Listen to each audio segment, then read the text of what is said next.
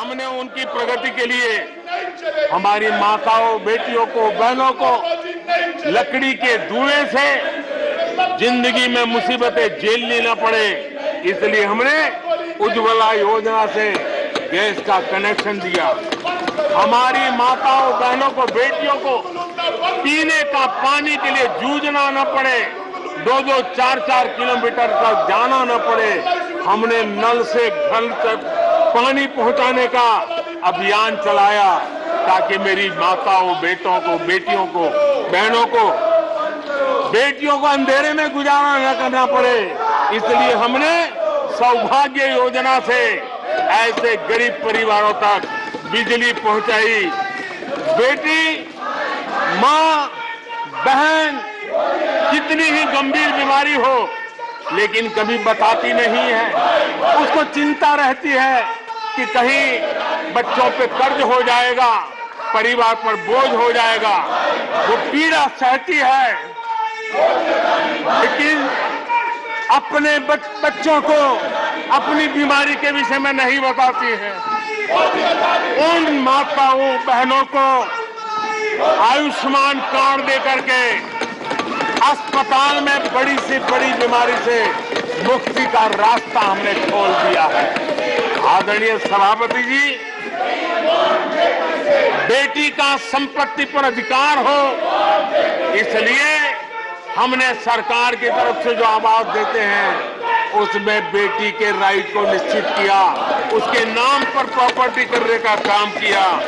हमने महिला सशक्तिकरण के लिए हमारी माताओं, बहनों को जो भी छोटी मोटी बचत कर ले, मुसीबत झेल करके बचत करना माताओं, बहनों का स्वभाव होता है और वो घर में अनाज के डिब्बे में पैसे रख करके गुजारा करती है। उस मुसीबत में निकाल के हमने उसको जनधन के खाते दे दिए, बैंक में पैसा जमा करे, इसकी व्यवस्था कर दी।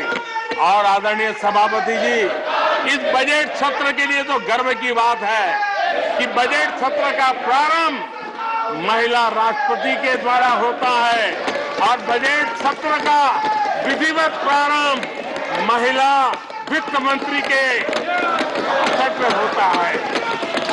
देश में ऐसा संयोग पहले कभी नहीं आया जो आज आया है और हमारा तो प्रयास रहेगा कि ऐसे शुभ अवसर आगे भी देखने को मिले।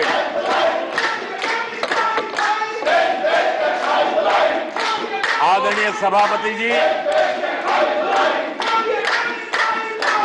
जब देश को आधुनिक होना है, नए संकल्पों को पार करना है, तो हम साइंस और टेक्नोलॉजी के सामर्थ्य को नकार नहीं सकते।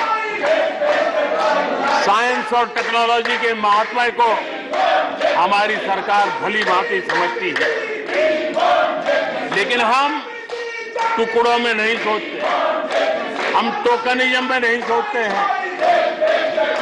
हम साइंस और टेक्नोलॉजी की तरफ से देश को आगे बढ़ाने के लिए हर दिशा में काम कर रहे हैं, सार्वत्रिक प्रयास कर रहे हैं, अनेक इनिशिएटिव ले रहे हैं और इसलिए बचपन में साइंटिफिक टेम्परामेंट डेवलप करने के लिए अटल टिंकरिंग लैब, ये वैज्ञानिक सोच के निर्माण के लिए स्कूल के लेवल पर बच्चों को हमने अवसर दिया। उससे थोड़ा आगे निकले, बच्चा कुछ करना शुरू कर ले, तो हमने अटल इंक्यूबेशन सेंटर खड़े किए ताकि कुछ अगर अच्छी प्रगति की है तो उसको वो वायुमंडल मिले, ताकि वो टेक्नोलॉजी में कन्वर्ट करने के लिए वो खोज, वो इनोवेशन काम आ जाए। इसके लिए हमने विज्ञान की इस प्रगति का परिणाम, हमने नीतियां बदली।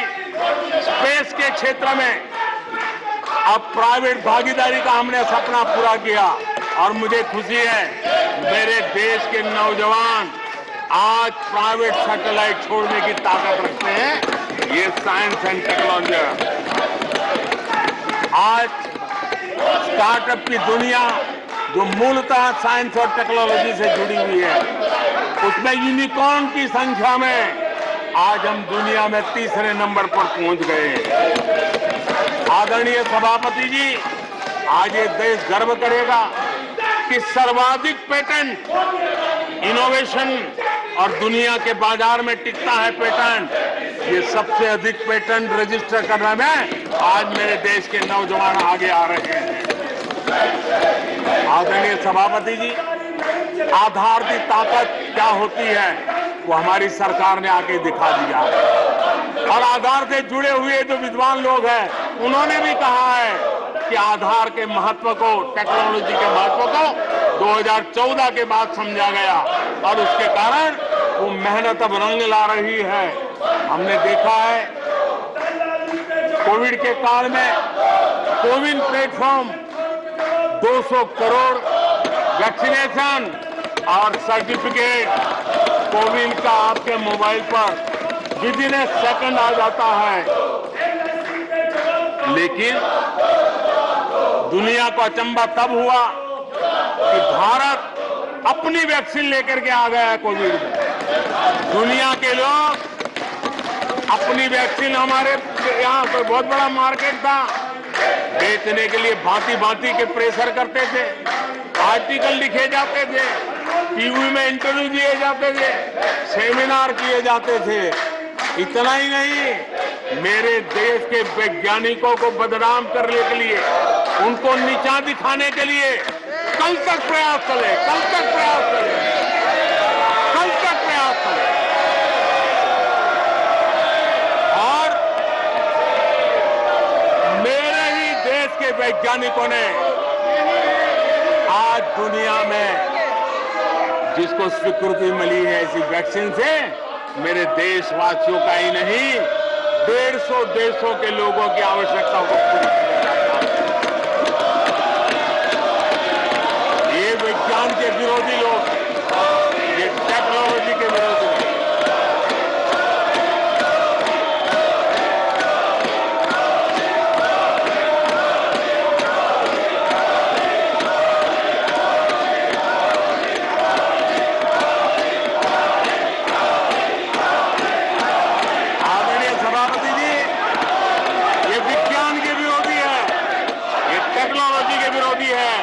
हमारे वैज्ञानिकों को बदनाम करने का कोई मौका नहीं छोड़ते।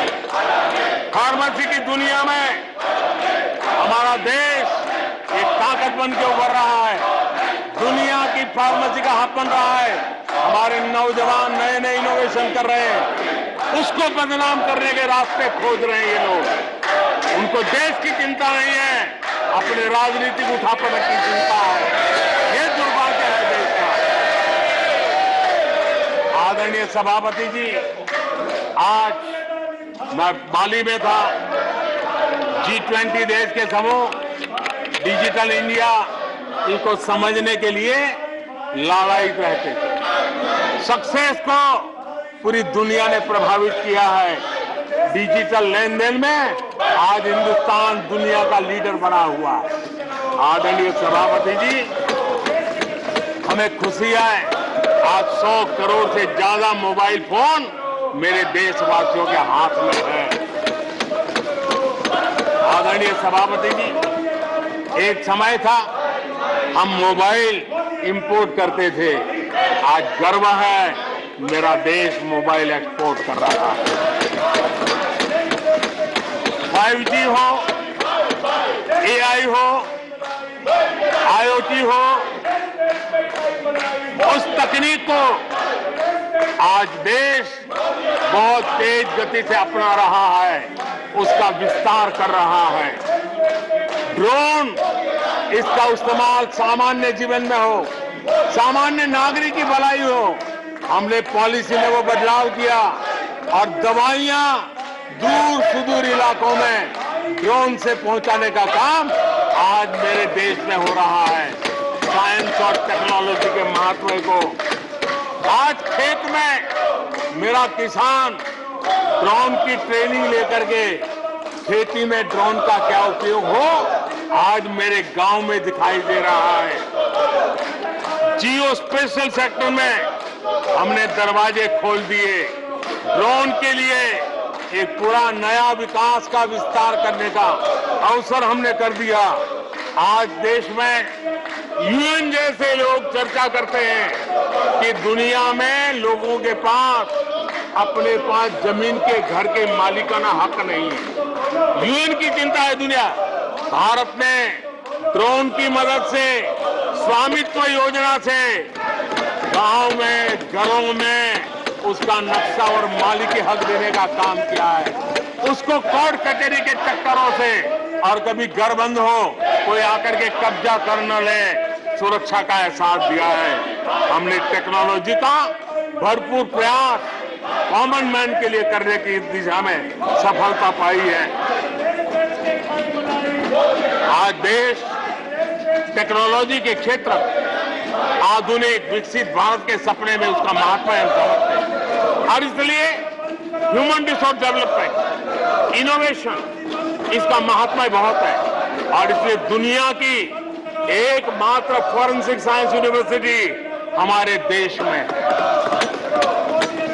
हमने गति शक्ति यूनिवर्सिटी बना करके इंफ्रास्ट्रक्चर की दुनिया में एक नई पहल की है।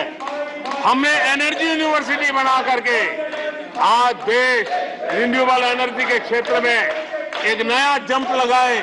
अभी से हमारे नौजवान तैयार हो, उस दिशा में हम कर रहे हैं।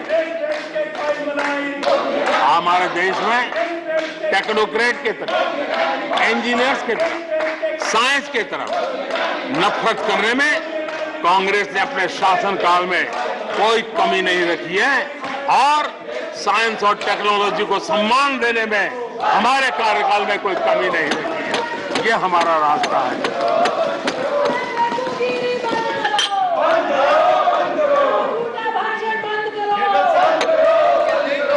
आदरणीय सभापति जी, यहाँ रोजगार की भी चर्चा हुई। मैं हैरान हूं कि जो अपने आप को सबसे लंबे समय तक सार्वजनिक जीवन का दावा करते हैं, इनको ये मालूम नहीं है कि नौकरी और रोजगार में फर्क होता है। जिनको नौकरी और रोजगार का फर्क समझ नहीं है वो हमें उपदेश दे रहे हैं। आदरणीय सभापति जी,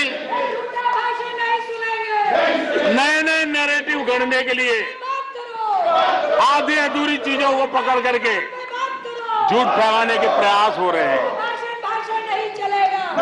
बीते 9 वर्ष में अर्थव्यवस्थाओं का जो विस्तार हुआ है, नए सेक्टर्स में रोजगार की नई संभावनाएं बनी। आज ग्रीन इकोनॉमी में देश जिस प्रकार से आगे बढ़ रहा है, उसने ग्रीन जॉब की बहुत बड़ी संभावनाएं धरती पर उतार करके दिखाई है और अधिक संभावनाएं बनी हुई है। डिजिटल इंडिया के विस्तार से डिजिटल इकोनॉमी, उसका भी एक नया क्षेत्र। आज सर्विस सेक्टर में डिजिटल इंडिया एक नई बुलंदी पर है। 5 लाख कॉमन सर्विस सेंटर, गांव के अंदर एक एक कॉमन सर्विस सेंटर में 2-2, 5-5 लोग रोजी रोटी कमाते हैं। और दूर सुदूर जंगलों के छोटे छोटे गांव में भी कॉमन सर्विस सेंटर में आज हमारे देश की आवश्यक सेवाएं गांव के लोगों को एक बटन पर उपलब्ध हो, ये व्यवस्था हुई है। डिजिटल इकोनॉमी ने अनेक नए रोजगार की संभावनाएं पैदा की। आदरणीय सभापति जी, 90,000 रजिस्टर्ड स्टार्टअप, इसने भी रोजगार के नए द्वार खोले हैं।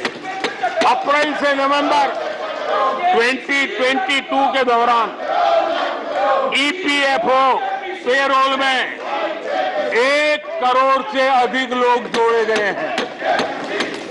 1 करोड़ से अधिक लोग। आदरणीय सभापति जी, आत्मनिर्भर भारत रोजगार योजना, इसके जरिए 60 लाख से अधिक नए कर्मचारियों का लाभ हुआ है। आत्मनिर्भर भारत अभियान के तहत हमने अपने उद्यमियों के लिए स्पेस, डिफेंस, ड्रोन, माइनिंग, कोल, अनेक क्षेत्रों को खोला है, जिसके कारण रोजगार की संभावना में नई गति आई है। और देखिए, हमारे नौजवानों ने इन सारे कदमों का आगे आकर के अवसर लिया, उठाया है, उसका फायदा। आदरणीय सभापति जी, रक्षा के क्षेत्र में यह देश आत्मनिर्भर बने, ये देश के लिए बहुत आवश्यक है। मुझे खुशी है कि रक्षा के क्षेत्र आत्मनिर्भरता का मिशन लेके हम चले। आज 350 से ज्यादा निजी कंपनियां रक्षा के क्षेत्र में आई है और करीब करीब 1 लाख करोड़ रुपए का एक्सपोर्ट रक्षा के क्षेत्र में मेरा देश कर रहा है। और अभूतपूर्व रोजगार इस क्षेत्र में भी पैदा हुए हैं। आदरणीय सभापति जी, रिटेल से लेकर के टूरिज्म तक हर सेक्टर का विस्तार हुआ है। खादी और ग्रामोद्योग, महात्मा गांधी के साथ जो व्यवस्था जुड़ी हुई है, खादी ग्रामोद्योग को भी डुबो दिया था। आजादी के बाद सर्वाधिक खादी ग्रामोद्योग के रिकॉर्ड तोड़ने का काम हमारे कालखंड में हुआ है। आदरणीय सभापति जी, इंफ्रास्ट्रक्चर में हो रहा रिकॉर्ड निवेश, चाहे रेल का काम होता हो, रोड का काम होता हो, पोर्ट का काम होता हो, एयरपोर्ट का काम होता हो, प्रधानमंत्री ग्राम सड़क योजनाएं बनती हो, ये सारे इंफ्रास्ट्रक्चर के काम, उसके लिए जो मटेरियल लगता है, उस इंडस्ट्री में रोजगार की संभावनाएं बढ़ी है। हर जगह निर्माण कार्य के अंदर मजदूर से लेकर मैकेनिक तक हर प्रकार के रोजगार की संभावनाएं, इंजीनियर से लेकर के श्रमिक तक हर किसी के लिए रोजगार के नए अवसर बने हैं। और उसी के कारण यूथ विरोधी नीति लेकर के चले हुए लोगों को आज यूथ नकार रहा है। और यूथ के भलाई के लिए हम जिन नीतियों को लेकर के चल रहे हैं, इसको आज देश स्वीकार कर रहा है। आदरणीय सभापति जी, यहां भी ये भी कहा गया